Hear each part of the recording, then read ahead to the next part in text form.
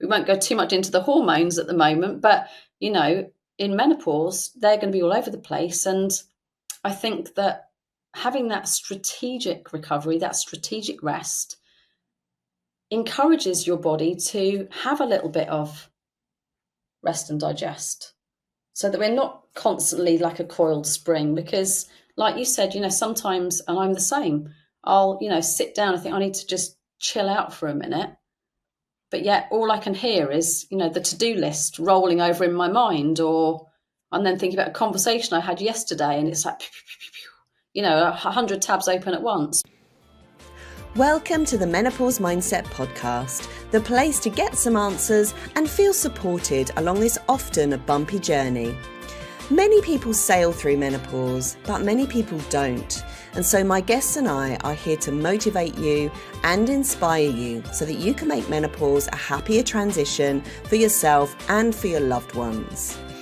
I'm Sally Garozzo, an award-winning clinical hypnotherapist, a menopause educator, and I can't wait to share my passion about wellness and how we navigate these changes and transitions. So come on then, let's dive in. So my guest today is Chloe Stevens. Chloe is known as the Flow Coach and has had a transformative 30-year career in fitness and well-being. As a pioneer in holistic wellness, Chloe specialises in teaching the crucial yet often overlooked art of strategic rest. She helps individuals unlock their potential by demonstrating how purposeful rest acts as a catalyst for both physical and mental growth. So Chloe, hello lovely, how are you doing? I'm really good, thank you. How are you? I'm good, thank you. We're just having a chat about jet lag, weren't we?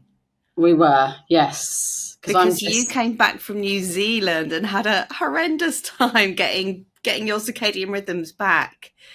I mean, if you'd have asked me 2 weeks ago, when are you going back to New Zealand? I would have just said, no way. It was like my inner ear had a bit of wibbly wobbliness going on within it.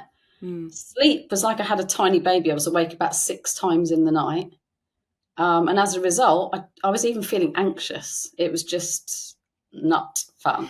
I suppose it just goes to show how powerful our circadian rhythms are in terms of like, how important light is, how important it is the time that we eat and how that affects every single process in our body. It's mad. It's insane, isn't it? And yet we see so many people, going, I can deal with like 3 or 4 hours sleep a night. And I just think, wow, like, how do you do that? Yeah, not for me. Anyway, total digression. Hello and welcome. So basically you have had a 30-year career in fitness and well-being, which is huge. Can you tell us a little bit about your journey in, how it sort of unfolded and what led you to becoming the Flow Coach, and what is the Flow Coach as well? What does it mean? Okay, so I can't quite believe it's been 30 years, actually. I think when we get to 50, I think you're just turning 50 as well. Yeah. Yeah, I turned 50 last year. I can't actually believe, like, where did those 30 years go? But, I started way back I was 20 years old. I had a 3-year-old little boy. I was a single mum. And I'd just been working in catering before I got into fitness. But I tried an aerobics class and loved it. And I think my mum said to me, like, you could teach this. So it was a little seed planted, and I did my training, went up to London and did the 2-week intensive course at London Central YMCA. Became an aerobics instructor, did aqua, weights, all those things. And then I moved into Pilates, which I still teach now, a couple of times a week. And then I moved into learning more about nutrition. So I was running a boot camp where I used to live, an outdoor boot camp. This is probably about 12 years ago now.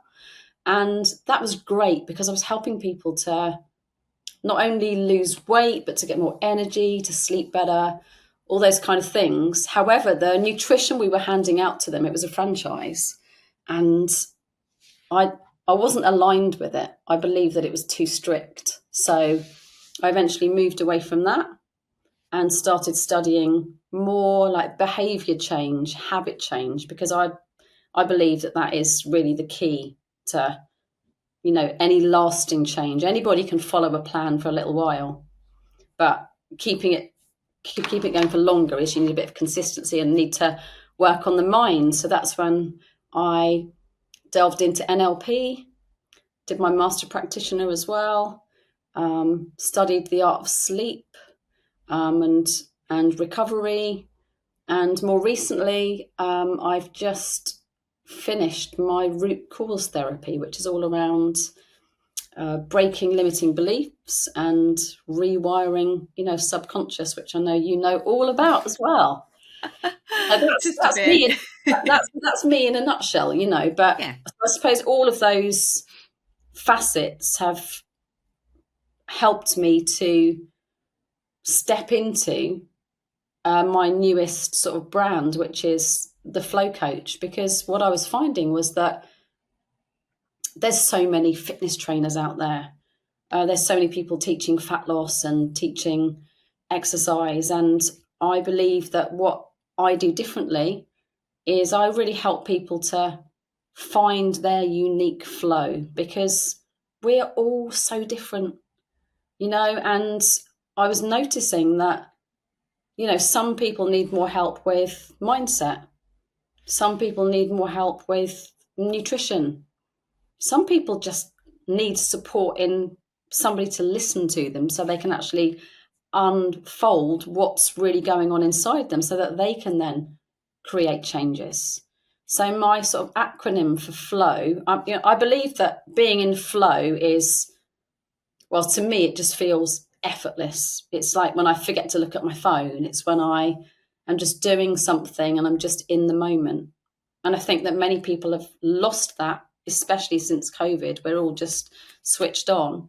But the acronym for me is I help people to feel their life open wider. Oh, wow. I like that. So, and I just think that when I say that to people, well, when I said that, what would that envisage for you? What?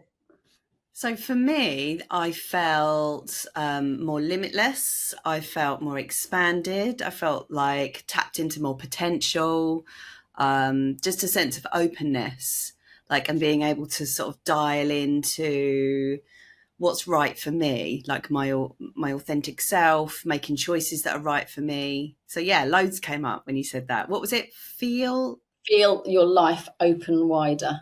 Feel your life open wider. Yeah. So you're less limited, because I think that can happen, can't it? Like when we tuned into a negative mindset, we tune out from possibilities. Yeah. And we can't actually see we can't see beyond our own like limited perspective. Yeah. And I think when you get someone else that comes in to help facilitate change, you start to step out of your limited mindset and you start to see more possibilities open up to you. You start to feel so much better because you've unlocked yourself. You're like, oh, there is hope. Yeah. And I really believe that, many of the people I work with and many of the people just I speak to, and I'm sure you get this as well, is that many people at the moment are just, they're stuck. There's just there's a lot going on in the world. There's a lot going on in the news, the media, cost of living crisis, all these things. And they feel closed in. So by helping them it's a real cliche, but like unlocking, just seeing, that vision just get a little bit bigger. They can almost take the blinkers off and just think, oh, there is more. I can feel differently. Yeah, So, it's coming out of survival mode, isn't it? Because I think when we're so engrossed in the news and the media and what's going on, and even if we're not, like even just looking at social media, we can just be so limited in our point of view. And I think we do need help just stepping out of it, which is where you come in. So I love that definition. Thank you for sharing that. It's really cool. Okay, so next question. How do you define holistic wellness? And why is it specifically important for women navigating the menopause transition to think about themselves holistically? Yeah, amazing question. So thank you. But I think that, I mean, I'm speaking from experience and also from people that I've worked with in the past, and of course, friends who are all around the same age, is that what worked when we were 20, 30 is not going to be working the same now, because we've evolved. You know, we're in our second spring, and with that, it it isn't enough anymore to just move or to just, you know, be on another diet, because we are we are whole beings. You know, we need to look at, we've mentioned circadian rhythm, you know, we've mentioned sleep. Relaxing is just, I think it's one of the major things that women, anybody over 50, needs to be thinking about and practicing regularly. Because without that, you talked about being in a state of survival mode. Mm. You know, you're in a permanent state of fight or flight. And with that comes not only feelings in your body, but, you know, lowered immune system, reduced gut health. So holistic wellness for me is just looking at a 360 view of what we can do. And I think maybe sometimes think people believe that the word holistic sounds a bit, you know, in inverted commas, fluffy. But I believe that it's the only way. We need to be looking at our brain and our body and our environment and our thoughts. You know, you can't, it's like having the pieces of a jigsaw, and if there's one bit missing, something's going to be off. Yeah, something's going to be Yeah. out of balance. Yeah. Yeah, absolutely. So tell me more about rest. Tell me more about what does strategic rest actually mean? And what is it doing for us when we Yeah. take the time? Because so many people, I know myself included, sometimes I don't give myself permission to rest. Sometimes I think I haven't got time to rest. Sometimes when I do rest, I'm restless and I'm agitated and I'm like, I can't rest. I've got way too much to do.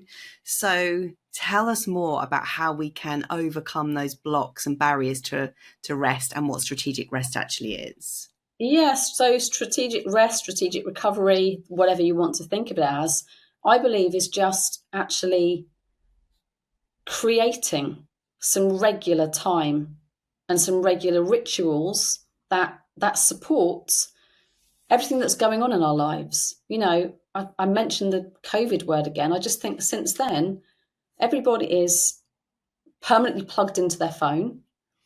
They're having notifications right, left, and centre.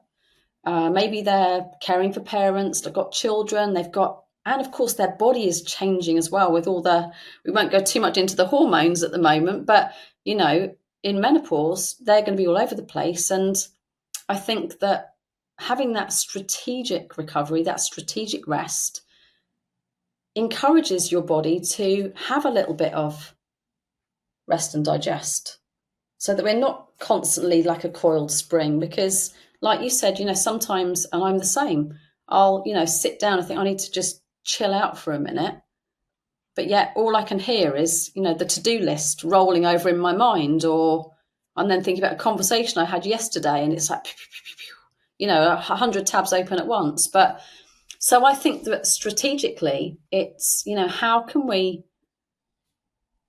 make sure that those rituals are as important, if not more important, as doing the busy stuff. You know, so for myself, and what I encourage when I'm working with people is, you know, imagine if at the beginning of every day you spent 2 minutes, even just 2 minutes to begin with, just checking in with your breath. Okay, how am I feeling at the moment? And then once that's built up, it's like, okay, could you do that at the end of your day? And especially if people are in busy jobs, entrepreneurial, or they're in a corporate role where they've got meetings back to back. It's like, what sort of boundaries could you create around those meetings so that you can just, even as little as getting up from your desk and just doing a little bit of a meditation, a little bit of a switch off, a little bit of just changing your body so that you're then changing your brain chemistry. But I think, it's been proven that people just sitting at their desk for a long time doesn't do our body or our brains any favors. And zipping around here, there, and everywhere, rushing, we forget things, don't we? There really are a lot of benefits to just taking some time out and to resting, in terms of extra brain clarity, greater repair on our muscles, our fascia, better immunity, better nervous system regulation. The more we wire in the ability to rest, the easier it is for us to switch into rest. 100%. Yeah, definitely. I remember working with a client who was so fearful of absolutely everything that even when she couldn't have a hypnotherapy session with me because, so terrified of anything to do with going deeper and relaxing. I gave her a sort of tailor-made relaxation hypnosis recording specifically for her. And even then, even though it was like really titrated, she would go into this panic around, oh my God, I'm letting go. I want to, but I can't, so there was this real push me, pull you going on in her nervous system and her brain. But eventually we got to a point where she felt safe to relax enough to listen to the recording without being jolted. I think they call it hypnagogic jerks. Don't know if you've ever experienced that, where you're trying to relax and your nervous system goes, this is not safe, and it wakes you up. It's like a bolt of electricity going through your system. Have you experienced that? I have definitely had that, especially I think, when you're like falling asleep and you're in between like awake and asleep. It's almost like you're falling, and it's like, okay, what happened there? Mad, isn't it? Bodies are fascinating, but a little bit scary at times as well. Yeah, especially when we don't know what's going on. I think if we do know, like when I told my client, this is why, she relaxed a bit more into it, because she was able to go, oh, okay, the reason my heart rate's going up here is because it thinks relaxing is dangerous, but I can just sort of reassure myself that it's okay and just kind of push through into it a little bit. Yeah, it's interesting you say that. And many people I work with, one of the first things I say to them on our initial call is, what do you do to just relax, to just be? And often I get the answer, well, I'll watch TV, or I just lay on the sofa looking at my phone. It's like we've lost the art of just being.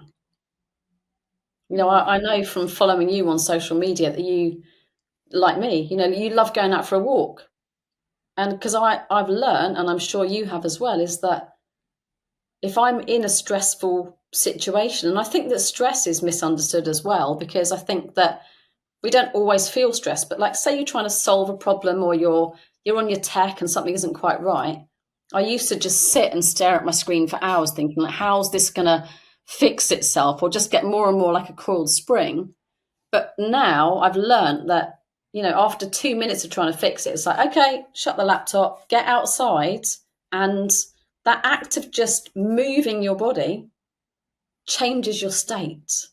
And obviously you're not looking at a phone, you're just being, silence, nature, air. And that again is a form of strategic rest, because you're recognizing what I'm doing is not happening. So stop and just move on. And invariably you come back to your desk and it's like, oh, I can fix that now.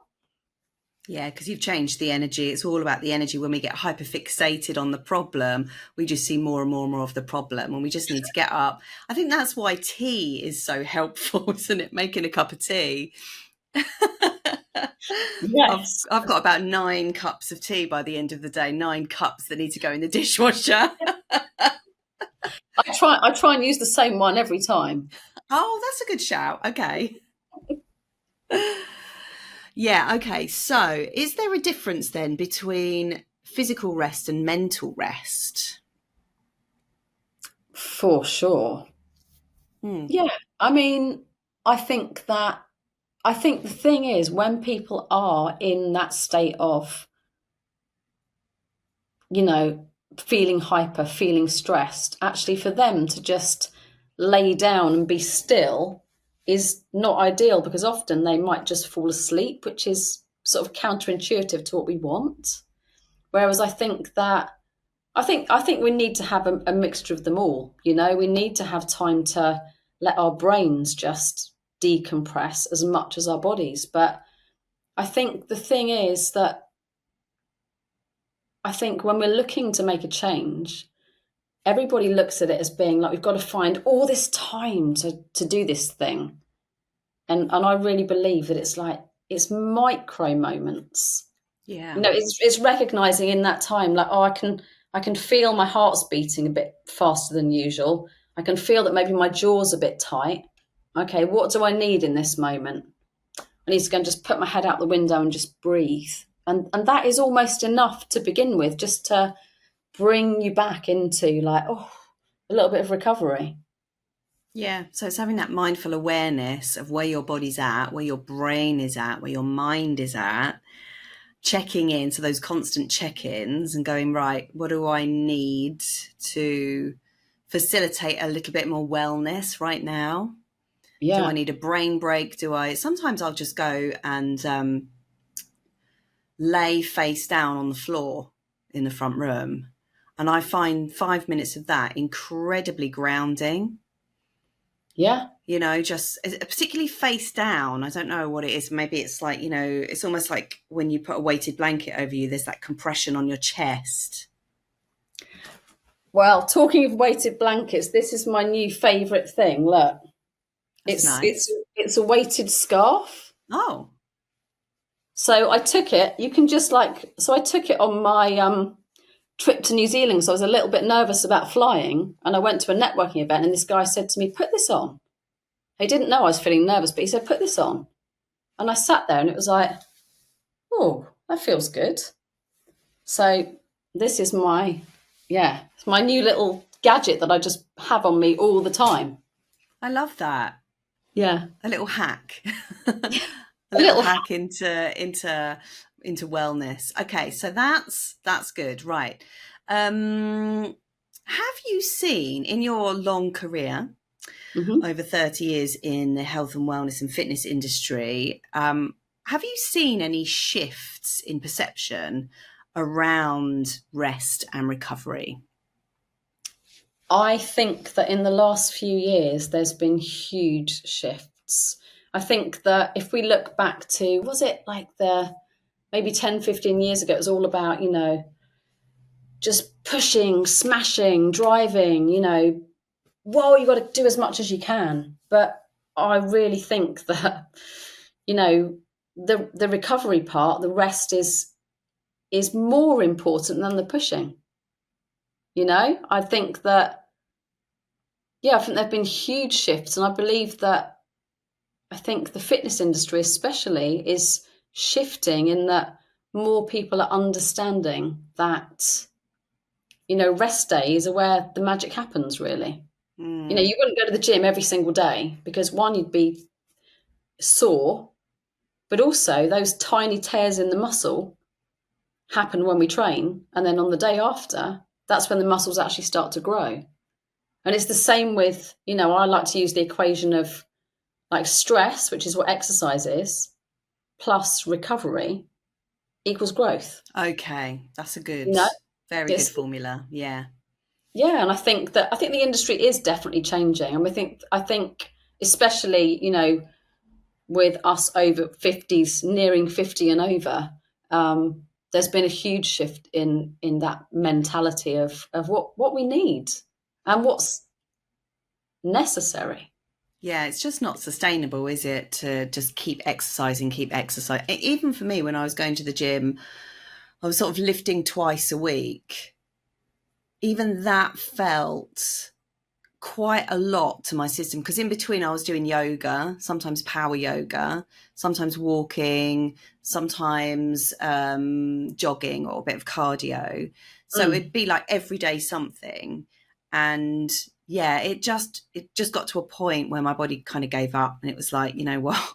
No, you can't do this. So I do have to exercise a lot more mindfully now and take a lot more rest days, which can be frustrating when there's a strong part of you that wants to keep going, keep going, keep going. So how do you balance that within people? Like some clients that you see, do you ever see that dynamic where they want to keep going, but they know they've got to stop?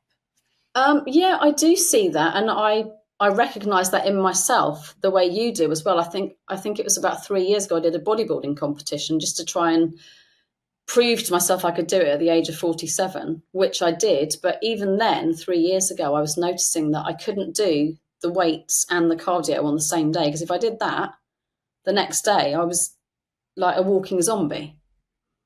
So I know myself now that I need a day off in between weight sessions. I can't do back to back.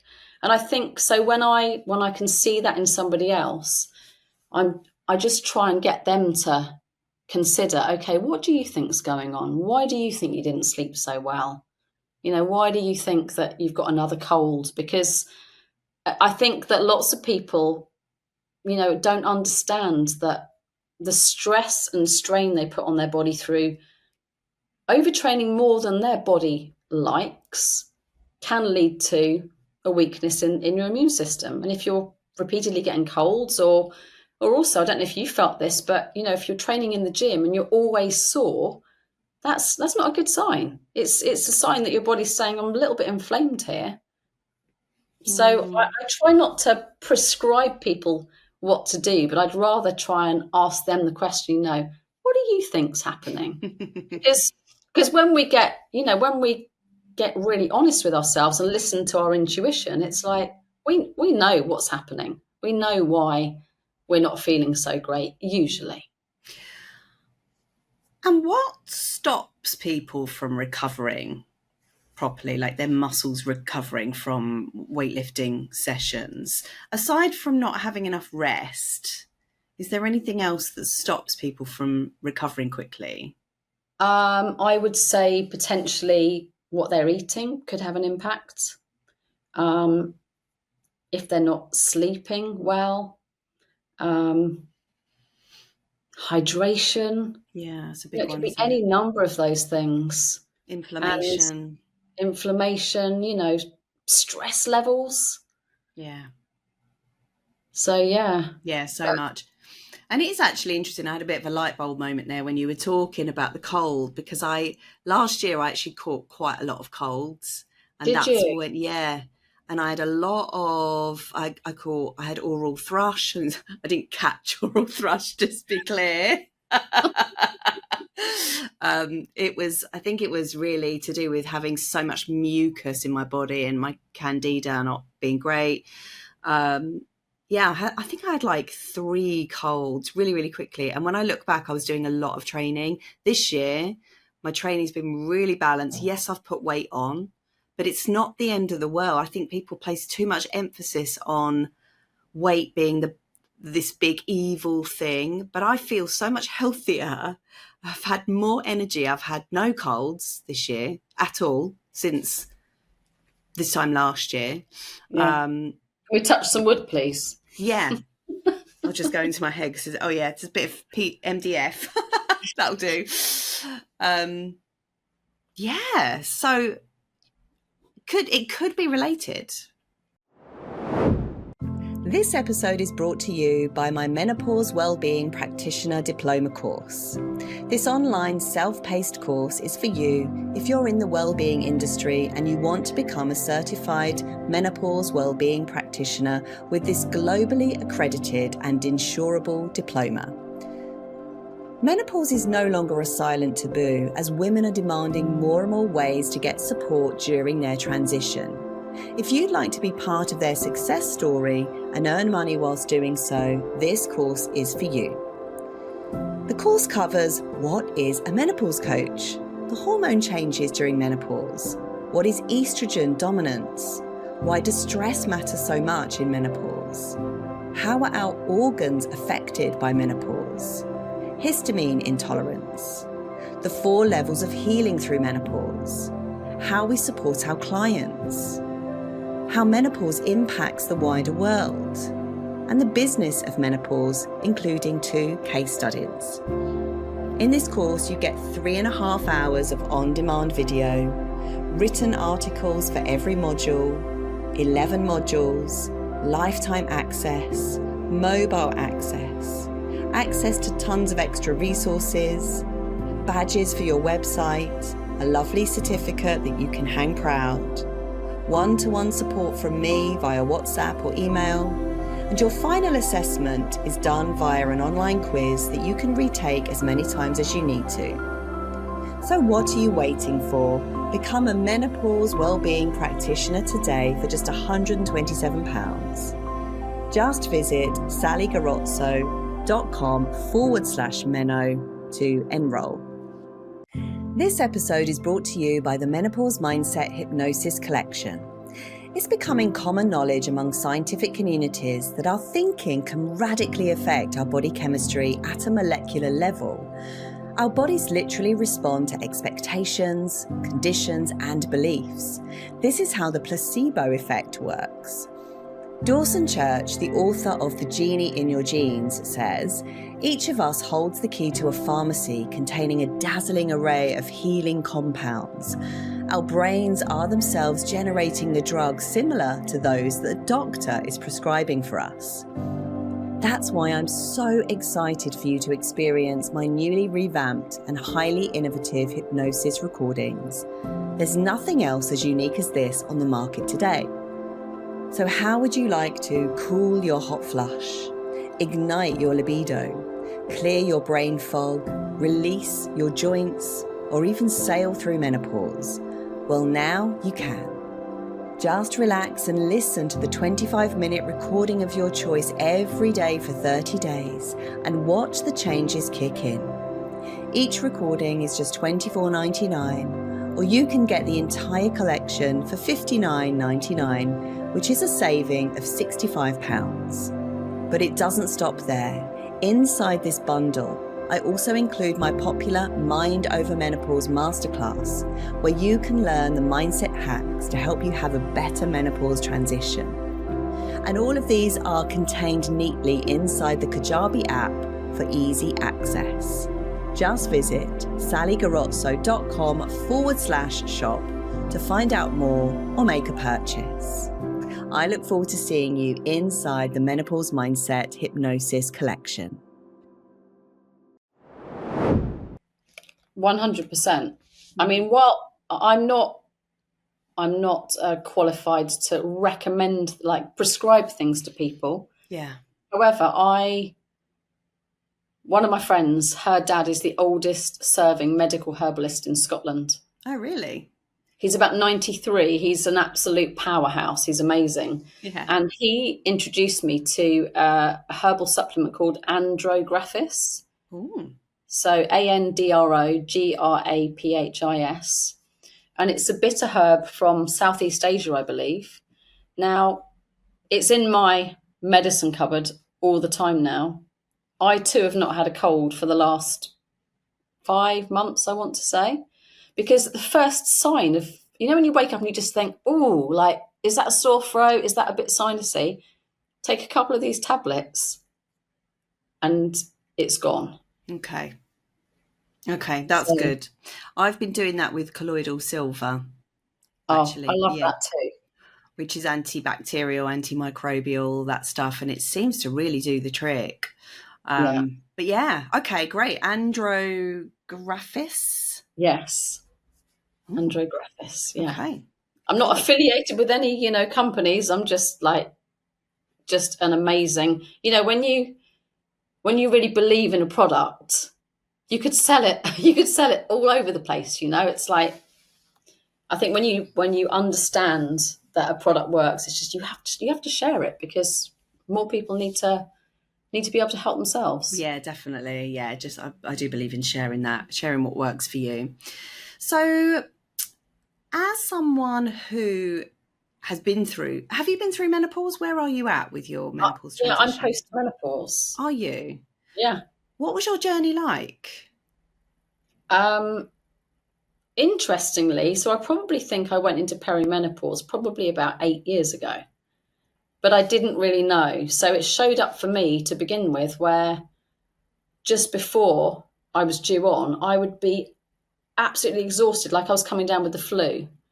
And I'd have to go to bed really early for a couple of nights, and then I'd bleed, and then I'd think, oh, didn't realize, I didn't correlate that feeling with my periods. Mm. And then I suppose after I had a few hot flushes, maybe sort of 5 years ago, and I've not actually had terrible symptoms What do you put that until down to?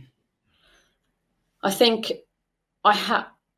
I don't drink a lot of alcohol. I'd used to be a major party animal, but I haven't been drinking alcohol very much for the last sort of 4 years. Um, I ditched caffeine a year ago. Um, and I think I have been prioritizing, lifting weights, Pilates, fresh air, eating well for about 10 years now. So I think again the compounding has helped me. But although a year ago I did go to my GP because my sleep was screwed up. And for someone that coaches people in sleep, it's a bit unnerving when you're doing all the things and it's not working. So I went to see my GP, and he was male, and he just said, "Oh, what do you want?" And I said, "Well, what do you think I should have?" He said, "Well, you can have what you want." So I opted for a patch. I brought it home, and it sat in my drawer for about 3 months because I was too scared to put it on when I'd seen all the side effects. Yeah. I spoke to my sister, who's a couple of years younger, and she said, "Oh, have you put your patch? I feel amazing." So that night I put it on, and I haven't got it on still. I usually wear a bit like an aura ring on my finger called Ultra Human. And within 3 days of putting the patch on, heart rate was up, temperature was up, heart rate variability was down, which means that my body was in a state of stress. So I went back to the GP and I said, "I don't think this is working for me." And it was a lady, and she said to me, "Oh, just try it for 3 months." So I went away feeling a little bit concerned because I'm a big believer in I know my body more than anybody else. Yeah. So I went home, and long story short, within about 5 days, I was in A&E. I'd had a massive panic attack. Oh, bless. I've never had one, but it was just like my heart was going to come out of my body. And the doctor in A&E just said to me, "Take off the patch."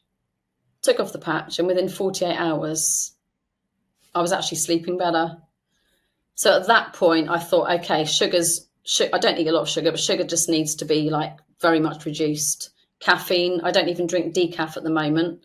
I'm just trying to really purify things, and they things seem to be, pretty good. But I understand that, well, I'm sure you can still keep getting drops even a couple of years later. And I Drops think, in estrogen, you mean? yeah, and I think, well, just in, hormones just shifting. Yeah. I think after the trip to New Zealand and the messing up of the circadian rhythm, which of course shifts the hormones, I've been having a few anxiousy feelings the last couple of weeks, and I'm sure that is directly correlated to just spinning your world upside down, literally. Yeah, literally. Yeah. Going to the antithesis of the globe. Yeah. Well, that's fascinating. Yeah, because I've had Paula Rastrick on the podcast that, her stuff on Instagram is amazing. She's got a book coming out soon around hormonal sensitivity and how women who have a predisposition to have a dysregulated nervous system because of trauma or genetics can respond very differently to estrogen and progesterone. And it sounds like, with estrogen being the excitatory hormone and progesterone is inhibitory, for you, taking that amount of excitatory hormone just was like, no, your nervous system did not like that. So No. interesting. Yeah.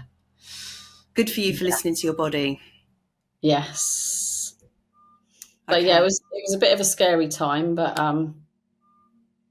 yeah, I do believe that, we can go to the doctors, but if I'm wearing this ring on my finger that's saying, temperature's up, heart rate's up, it's like, and I was feeling bloated as well. It's like, something's not, I don't think this is really for me. And yet some women, if they don't have enough estrogen, can get those symptoms. I know. It's an area that just needs so much more research and Yeah. knowledge and funding plowing into, isn't it? Yes, 100%. So what else can I ask you? Let's talk about, let's see.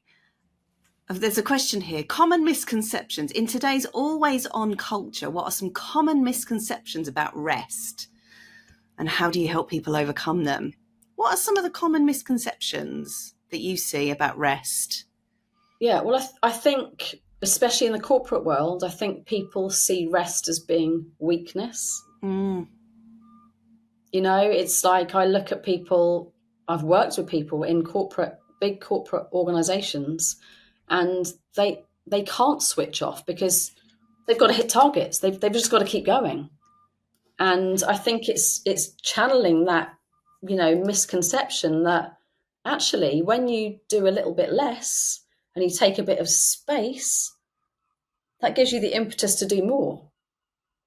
It's all about building that performance, getting your personal performance up takes time away. So I think that that's the main thing, is really around, you haven't got to be switched on all the time. It's not a badge of honor anymore. In fact, I think more and more people are recognizing that, the word self-care is kind of bandied around such a lot, but I think it's so much more than, a massage or having your nails done. It's actually checking in with yourself.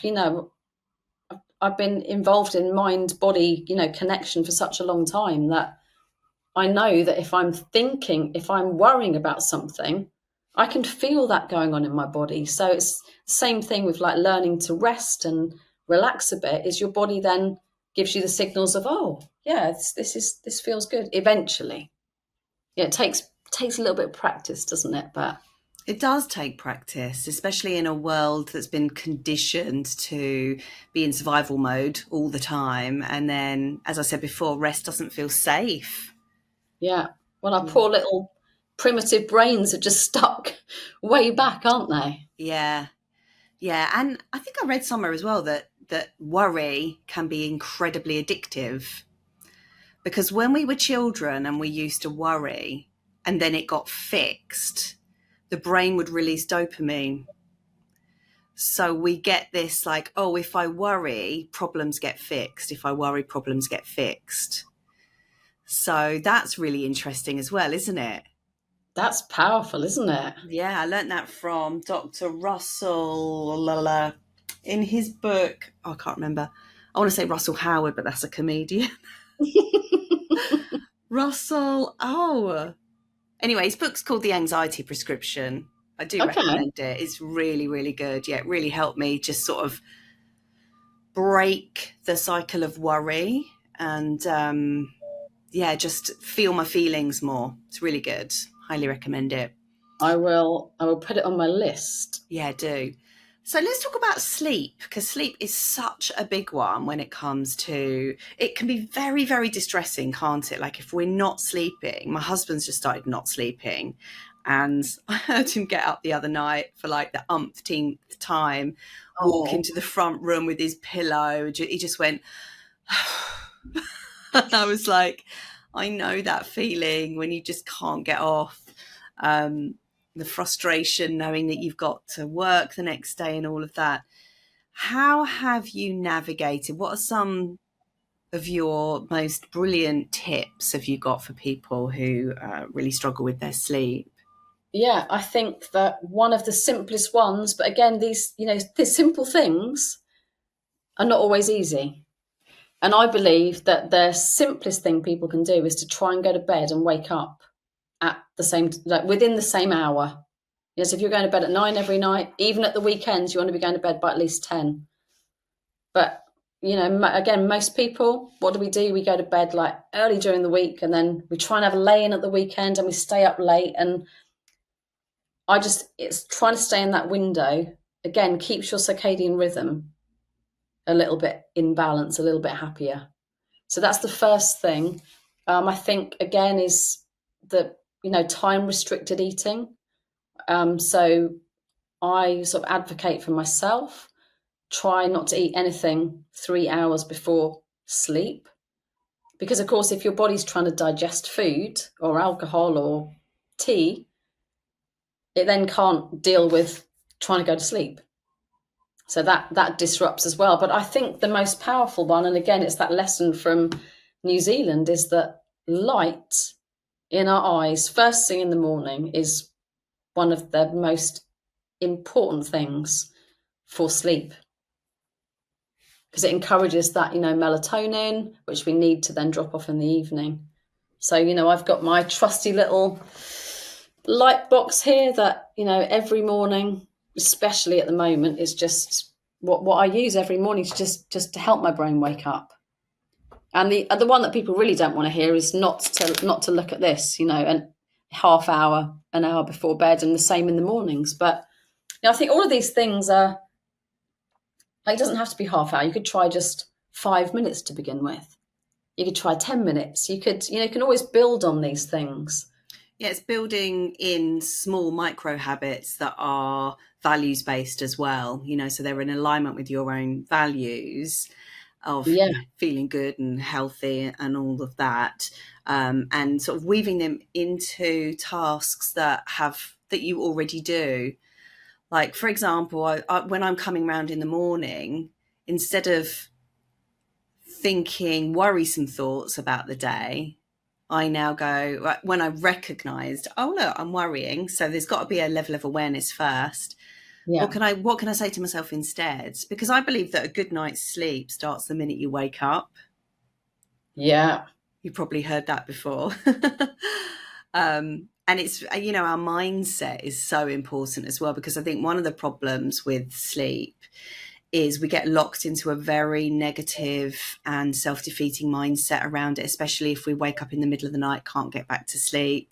We can become very panicky and fearful around sleep as well, which is what can happen once that insomnia is really embedded into our system, which is where, I've been there. It was a horrible symptom of mine. But I love what you're saying about going to bed at the same time every night and waking up at the same time every day. Definitely 100%. I was so resistant to that, and so many of my clients were resistant to that as well. I don't know, do your clients feel a bit resistant to that when you offer that advice? Yeah, of course. But the ones that really do well are the ones that, a bit like you just said around the values, it's they start to actually decide that, okay, what's really important to them. Because if waking up with energy is important to them, then they don't actually mind so much implementing whatever it is. But it has to work for them,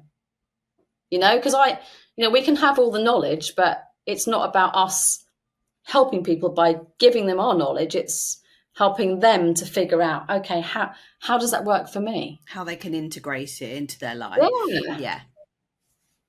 And how can they make those habits become unconscious? One of the things I say to people is, when you wake up in the morning, what do you do before you leave the house? And they sort of say, well, I get up and I have a wee and I brush my teeth and I have a shower. And it's like, okay, but would you ever leave the house without doing those things? And they're like, well, of course, I always do those things. So it's learning, like you said, how to habit stack them on top of one another. So it's like, okay, when you brush your teeth, could you take your vitamin? When you go to wash your hands, what else could you do just to add on to that? So it just becomes seamless, because when our habits become seamless, we're not then thinking, oh, it's another thing to do. Yeah, because that's major resistance, isn't it? When we think of something taking a really, really long time. It's like if I think to myself, right, I'm going to go to the gym. Oh, that's an hour out of my day. Ugh, can I actually do that? But then if I go, right, I'm going to listen to an audiobook while I'm there, that's two things Yeah, I can do at once. Yeah. And that will buy me some time, or that yeah, will create more. I don't know what the word is. There's probably a word for it. Um, be more efficient and effective with my life. Yeah. yeah, yeah. I love that. Yeah, okay. So you've said time restricted feeding as well, definitely. And I think that can be titrated, can't it? So if you're not used to doing that, it might be a bit of a shock to your system and might have the opposite effect, like creating too much cortisol in the system if you suddenly go into all this Yeah, intermittent fasting. So again, has to be, I'm doing it myself at the moment. So I've actually got like a 3 month plan that I'm doing. So for the first month, I'm not eating after dinner. That's all. I can eat whatever I want. But my only rule is I'm not eating after dinner. yeah, And I've got all these like kind of, if I'm starting to feel a bit hungry or peckish, I've got a list of what's actually happening in my body as I experience hunger. So that motivates me to just sort of, move through it really. And it's not actually real hunger, is it? It's just dopamine hunger in the yeah, evening after your dinner. yeah. And then the second month, I'm going to delay my breakfast. And then the third month, I'm going to actually improve the quality of my meals. And then the Oh, fourth month, I I'll like that. decide after that. Yeah. Let me know how you get on. Yeah, I will do. I thought it was a really interesting way to approach it rather than going, I'm just going to start and do absolutely everything all at once. It's like you're just carefully titrating it so it takes less Yeah, time. and that shows how well you know yourself as well. You know, it's like getting to 50. I believe that I know myself so much better than I used to, and I know that yeah, if I stop everything, or I will burn out. I would give up. Whereas if I'm a little bit kinder to myself, and it's just like, okay, we're just gonna gradually shift this, we're gonna gradually add a bit more of this. It just becomes who you are rather than I've got to do this thing. But then there's another stressor, which again, we don't need any more stress. We need to just nurture and be kinder and, Yeah. you know, give ourselves a little bit of self-love. Yes. Yeah. And I think we do, don't we? Like the older we get, the more we do know ourselves. And I know, like you, probably, Chloe, you know what you need, and you know that going guns blazing at a diet is just not going to work. No, but I used to think that was the way. Yeah, me too. Yeah, absolutely. Right. This has been a great conversation. What else? Yeah, what advice would you give to women experiencing, oh no, not that question. If there's one key insight about the power of purposeful rest or about anything that we've spoken about today that you would want our listeners to remember, what would it be? So I think that the biggest takeaway I would love to give your listeners today is just to remember that any change they want to make in the art of recovery is just to break it down. What could you do 1% better? What tiny micro minute of time can you add into your day that will gradually build the process of learning to slow down? Mm. It's just that we've talked about micro moments, about just, you don't have to have a whole hour. You don't have to have 30 minutes. You might just have to have 1 minute. If you had 1 minute on every hour through the day, imagine how much different you would feel by the end of the day by just sitting and being. In fact, the final thing I'm going to say is, what about the next time you go out, you just decide to not take your phone with you? Go for a walk without your phone so that you just look up, so you listen, so you check into your senses and maybe feel your life open wider too. Yes. Yeah. I think we need to have the courage, don't we, to go out without our phones. Because I think that because so many of us exist in that survival brain, we think, well, what if something bad happens? What if I fall over and break my ankle? What if I get mugged? Or what if? And it's like having the courage and the faith to Yeah, just go out without our phone. Mm. yeah. It's so liberating. When I keep talking about New Zealand, but in New Zealand, the internet is not quite as forward as we are in the UK. So often there would be no signal in some places. So I got used to just actually having my phone. I wasn't plugged in all the time, and you just feel different. But then you get back here, and it's almost like you're pulled straight back into, okay, like, and everything's on our phone, isn't it? Everything, camera, wallets, all this stuff. But again, it's that practice of just, if you can't go out for a walk without it, could you just put it in the kitchen while you're doing something else? So we're not having all those tabs open all the time. Yeah. Yeah. Which can be quite degrading for our focus, Yeah. to say the Yeah. least. Yeah. Yes, I've been there. Yeah. So, well, I've really enjoyed talking to you, Chloe. How do you work with people? Is it one-to-one? Is it group sessions? Yeah, I mainly work one-to-one. I'm actually going to be bringing out a group session, and I'm also doing some speaking, some keynote speaking in big corporates, so that I can create more impact, so that more people can understand a little bit more around these simple habits that can make the big difference. So I love that. In terms of that sort of making impact, what's really important to you? Like, what's a core value of yours? a core value of mine personally, Yeah, and professionally. yeah, I think personally one of my core values is freedom. Mm-hmm. Because I had a child when I was very young, felt like I had clipped wings for a little while. So freedom to me means that I can, working for myself, I've got time to do things that I like to do. Integrity is really, really important to me. I feel that I'm very open in what I share. And I think that when I open up, it then encourages other people to speak their truth as well. And I think that curiosity is another one of my values. I think that there's never just one way, and it's just learning that we can all have different views and different ideas, but it's helping people as well to be curious about what's going on with themselves, and helping them to realize that there is always a different way, and sometimes they've got used to feeling the way that they do, and just some tiny changes can just shift their outlook and Yes. have a big impact. Yeah, it doesn't have to be a big old monumental shift. It can just be a little one that gets them into that. What was it you said? Feel life outwardly, Open wider.